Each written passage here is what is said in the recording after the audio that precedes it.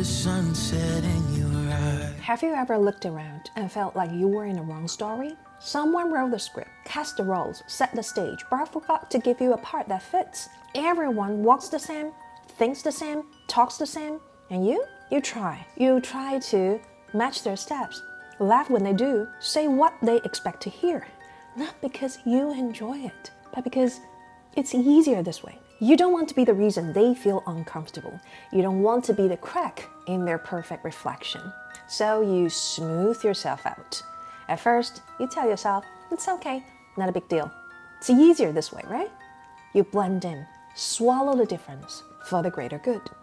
But deep down, you know you were never one of them. And finally, until one day, you see it, not in the way they look at you, but in the way they don't. It's like you were never truly there at all. And suddenly, you cannot escape the voice inside anymore. If you don't belong here, where do you belong? That's the story we're telling today. 在一个宁静的小村庄里面，每一个人都长着相似的脸孔，眼睛、鼻子、嘴巴如出一辙。稍微有点不一样的地方，可能就是头发的长度啦、皮肤的颜色啊，还有声音的高低等等的细微的变化。大家都遵循着一样的规则生活，没有人质疑过为什么，也没有人偏离过这样的规则。小女孩是这个村庄的一员，她也没有想过关于规则、关于相似这样子的问题。反正有史以来，从她有记忆以来，事情就一直这样。直到有一天，她妈妈给她一个篮子，要她去市场买菜。走在往市场的道路上，他看到了一只很慌慌张张的小老鼠，带着自己的包袱。他想去问他怎么了，需不需要帮忙呢？小老鼠一看到他，好像看到救命的稻草，马上问他：“请问一下，你知不知道村口往哪里走？”他想说：“那很简单啊，我可以帮助你啊。”他就给他指了方向。他还特意提醒他说：“走路的时候要小心猫哦。”小老鼠非常感激他，从他的包袱里面掏出一个小小的 cheese。分享给他说：“这个请你吃，真的非常感谢你。我刚刚问了好多人都没有人理我。”小女孩有一点不敢接受，但又想说：“看起来闻起来好香哦。”她就说：“谢谢。”拿在手上，本来想说陌生人的东西可以吃吗？但是因为太香了，忍不住咬了一口，发现好美妙的滋味啊！就这样，她就继续拿着篮子要去市场买菜嘛。在买菜的过程当中，她就觉得渐渐的奇怪了，为什么大家看她的眼神越来越奇怪？然后开始窃窃私语，好像有人说什么他的耳朵，好像有人说什么他的脸，好像有人说什么，然后他突然发现，我的身体怎么觉得怪怪的？他经过了面包店，面包店有玻璃，他看到橱窗玻璃，他长出了耳朵，脸长得开始像猫咪，还长出了猫咪的尾巴。他吓坏了，怎么可能会发生这样的事情？他赶快篮子丢了，马上就拔腿就跑，一边跑一边哭，赶快想要跑回家。没想到他妈妈从窗户看到他的样子，大门就锁起来了。他说：“妈妈，敲着门，你让我进去啊！”他妈妈说：“你在胡说八道什么？我不认识你，我的女儿没有长你这样子，我的女儿不可能长你这样，你是骗子，快点离开这个地方。”他整个人呆住了。我现在要怎么办？他只好坐在家门口等到了天黑，妈妈没有帮他开门，路上静悄悄的，一个人都没有。他想，我现在到底该怎么办啊？那只老鼠一定跟他有关系，我只要去找到他，问他到底发生什么事情，还是因为我吃了那个起司的关系？我只要先找到老鼠，也许就可以知道这一切到底怎么一回事了。他开始循着路线，想要去找到他遇到老鼠的地方。走着走着，奇怪，这个路就越走越不熟悉，走到最后他迷路了。当然他也找不到老鼠，他已经非常的疲累，就在路边一个树下睡着了。等到他再睁开眼睛的时候，他发现不远处有一个人，他想问问那个人这里是哪里好了。等到他走上前去，这个人突然转过头来，两个人竟然同时一起说：“请问一下。”小女孩很有礼貌，她说：“你先问。”这个人很特别，他眉头深锁，非常的忧虑。小女孩想，他一定有什么很心急的事情。这个人问小女孩：“你有看见我的影子吗？”小女孩整个人黑人问号，影子？你的影子是不见了？她从来没有听说过这样的事情嘛。这个人很认真的点头说：“我一直以来都很讨厌我的影子，我觉得他到哪里都要跟着我，我很不喜欢，所以我千方百计想尽办法的我要把它割掉。现在好了，我没有我的影子，我突然间觉得哪里都不对劲，可是我找不回来了，我不知道他在哪里。小女孩心想，世界上有这种事情吗？她看看四周，太阳在上面，树有影子，这个人的确没有影子。然后她看看自己，吓到了，她自己也没有影子。没想到她好像没有她想象中的害怕，她就灵机一动，跟这个人说：“那你不要急，因为你看 ，obviously 我也没有影子。”那个人叹了一口气，很哀伤的说：“没想到你竟然跟我一样。”小女孩瞪大了眼睛反驳他说：“看起来一样，可是我们不一样的。”因为他也没有办法帮助他，所以他就跟他道别，继续往前走，即使他真的不知道他要走去哪里。小女孩走着走着，发现了下一个人，那个人蹲在地上找不知道什么东西，她靠近一看，地上满满的是各种的脸，好像面具一样。他就想说，这个人会不会问也问不出什么东西。正当他想要离开的时候，这个人拉住小女孩说：“拜托你可不可以帮我一个忙？”“什么忙啊？”这个人抬起头来，小女孩发现这个人没有脸，是一张空白的脸。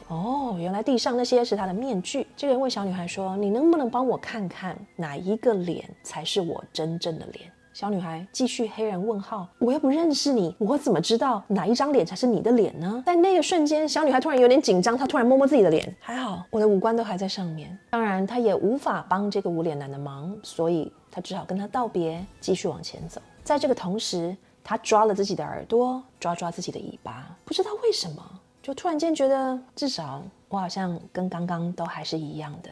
突然有一种安全感。后来他还看到一个人，那个人很奇怪哦，远远一看，那个人的皮肤啊，不知道为什么就会一片一片的这样剥落，很像一种树，叫做白千层。他想要问他说：“请问一下。”没想到就在他开口的同时，这个人的脚步变快了，他有一种冲动追了上去，他怎么追都追不上这个人的速度。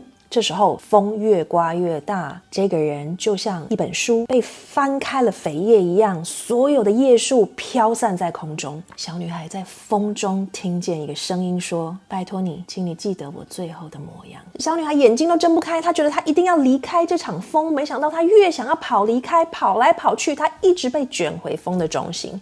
他觉得他根本就像是被风的双手打着玩的陀螺一样，到最后他精疲力尽，他一点都不想跑了。风停了，他抬头看，气喘吁吁，这里又是哪里呢？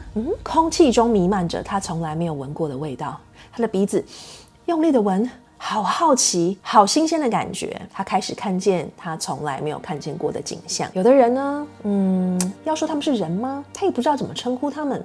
因为那个人他没有脚，有翅膀，然后远远的那个人向他走来，脸上没有眼睛，但是身体上有很多像眼睛的东西。他真的看得到我吗？小女孩跟他微笑打招呼，这个人也跟他挥手。路上经过看到的每一个人，不只是不一样而已，是根本完完全全彻彻底底的与众不同。小女孩这时候根本没有去想过自己有猫耳朵，脸上长得像猫，还有一条猫尾巴。她突然就觉得好自然哦，好自在哦。小女孩走着走着，来到了一片柔软的土地。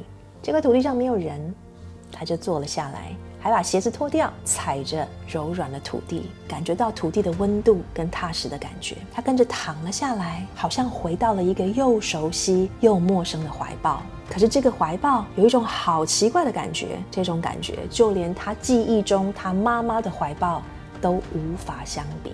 他其实不知道自己已经走了多久，他也不知道这是哪里，他也不知道他未来即将会发生什么事情，但他清清楚楚的知道，此时此刻他不只是一个没有影子的人，他不只是一个带着一张与过去的自己不同脸孔的人，他不只是一个在时间的风里差一点被吹散，消失在自己的过去、现在与未来的人。这些都是他，却也都不是他，因为他只是他自己而已。夜晚降临，星光低垂，他闭上眼睛，仿佛可以听见整个世界都在他耳边低语，唱着一首古老又神秘的摇篮曲。他静静地沉睡了，进入梦乡。隔天，太阳从地平线上升起，他的身体不见了，可是他并没有消失。那片柔软的土地上长出了一株鸢尾花，静静地绽放。风吹过花瓣，轻轻地摇曳，仿佛是他在绵长的梦境里的呼吸声。他回到了属于他自己的地方，从头到尾，他只是他自己而已。我们每一个人或多或少都经历过这样的时刻，我们觉得跟外界格格不入，但是又觉得内心隐隐约约的告诉自己，我好像应该试着去融入，这样我才可以得到归属感，我才可以找到属于我的地方。为了得到这个属于我们的地方，我们可能要付出这样子的代价，比如说你要压低自己内心的声音，你要戴上一张又一张的面具，甚至你为了迎合别人，你要改变自己。对，也许最终你得到了归属感，但是这个归属感我会为它画上问号，因为最终我们可能都必须面临一个问题，就是这个归属感是真的吗？因为如果每一个人都如此的独特、独一无二，每个人都那么的不一样，那是要谁要归属谁啊？你当然可以去找跟你心灵契合的团体伙伴，而得到那一种共鸣的感觉，但问题就是它不是绝对的。因为自始至终独一无二的你站立的地方，就是这个世界上属于你的唯一的地方。因为你是特别的，每一个人都是特别的。拥抱自己的独特性，不要去盲目的觉得我一定要属于什么，感受那一种我是独一无二的，但是我跟这个世界还是会有一定的连结，但是不会有任何的连结要完全的定义我，完全的接纳我，完全的包容我，这样我才会有安全感。你不需要这样想，因为有你的地方就是属于你的地方。你喜欢这个说法吗？不知道你有什么感触跟想法呢？欢迎跟我们分享。然后一样 podcast 我们有英文版可以去听，然后我们下集见咯，拜拜。With the sunset in your